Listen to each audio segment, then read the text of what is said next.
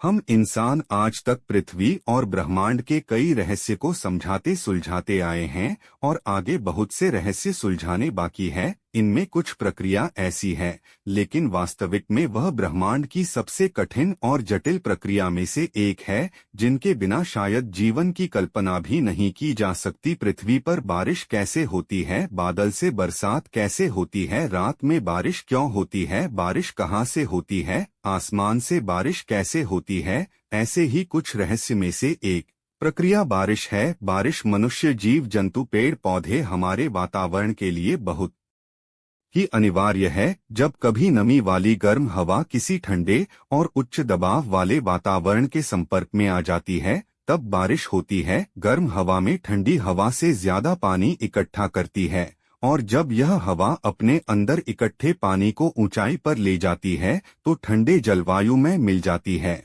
और अपने अंदर का जमा हुआ पानी के भारी हो जाने पर उसे नीचे गिराने लगती है, जिसे बारिश या वर्षा कहते हैं। यह तो हम सभी ने पढ़ा है और जानते भी हैं। पृथ्वी पर बारिश पानी के रूप में होती है। धरती से पानी वाष्पित होकर पृथ्वी की सतह से ऊपर की ओर उठने लगता है और ठंडा होकर पानी के रूप में दोबारा धरती पर गिरता है। लेकिन आसमान में यह पानी कैसे पहुंचता है? जब सूरज की किरणें धरती पर पड़ती है तो उसे धीरे धीरे गर्म करने लगती है, जिस वजह से पानी के कण एक दूसरे से दूर होने लगते हैं और फिर यह कण वाष्पीकृत होकर भाप में बदल जाती है। यह भाप बहुत हल्की होती है, जिस वजह से धीरे धीरे आसमान की ओर बहने लगती है।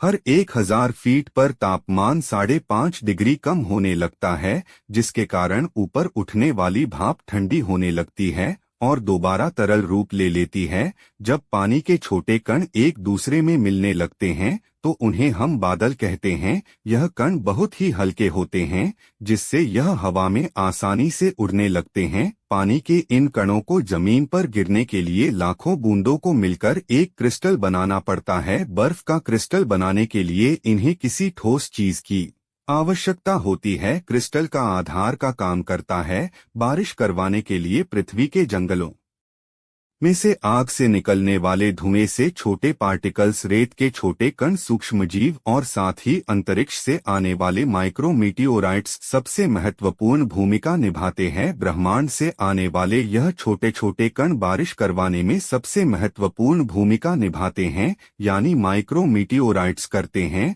हर रोज ब्रह्मांड से लगभग 2000 किलो माइक्रोमीटियोराइट्स पृथ्वी के वातावरण से टकराते हैं। इनका आकार बहुत छोटा होता है, जिसके कारण इन्हें बहुत कम ही फ्रिक्शन का सामना करना पड़ता है, जिस वजह से माइक्रोमीटियोराइट्स धीरे धीरे बादलों में चला जाता है और पानी की बूंदों को क्रिस्टल बनने में मदद करता है। पानी के बूंदों से मिलने पर पानी इन कणों के आसपास क्रिस्टल आइस हो जाती है। यह प्रक्रिया दिन भर में कई बार होता है। एक क्रिस्टल दूसरे पानी की बूंदों के लिए एक तरह से आधार का काम करता है। छोटे छोटे क्रिस्टल जब आपस में मिलते हैं तो बर्फ बनते हैं। जब इन बर्फ का वजन ज्यादा होने लगता है तो यह धरती पर गिरने लगती है। जैसे जैसे यह बर्फ नीचे गिरने लगती है, तापमान बढ़ता है और यह बर्फ पिघलकर छोटी छोटी पानी की बूंदों का रूप ले लेती है, जिसे हम बारिश कहते हैं। जब यह पानी तरल रूप में गिरता है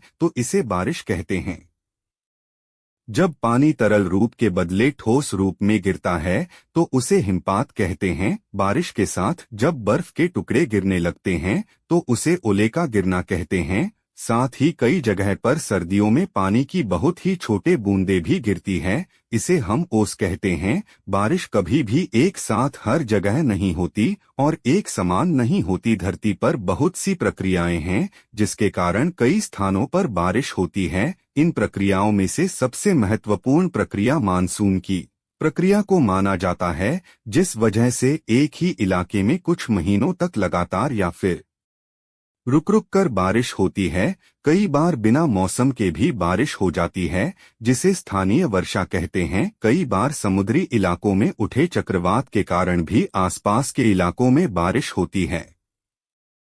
किस जगह पर कब कैसे और कितनी बारिश होगी यह कई कारणों पर निर्भर करता है। समुद्र तल से दूरी, किसी इलाके में पेड़ पौधे की मात्रा, हवा के बहने का तरीका, पहाड़ों से दूरी, ऐसे ही कई अन्य कारण और तत्व मिलकर यह तय करते हैं कि कौन से इलाके में कितनी बारिश होगी और कब होगी। तो आपको आज इस वीडियो में पता चल गया होगा कि बारिश कैसे होती, क्या कारण है। तो आपको वीडियो पसंद आई हो तो वीडियो को लाइक, कमेंट, शेयर जरूर करें और हमारे चैनल को सब्सक्राइब जरूर करें।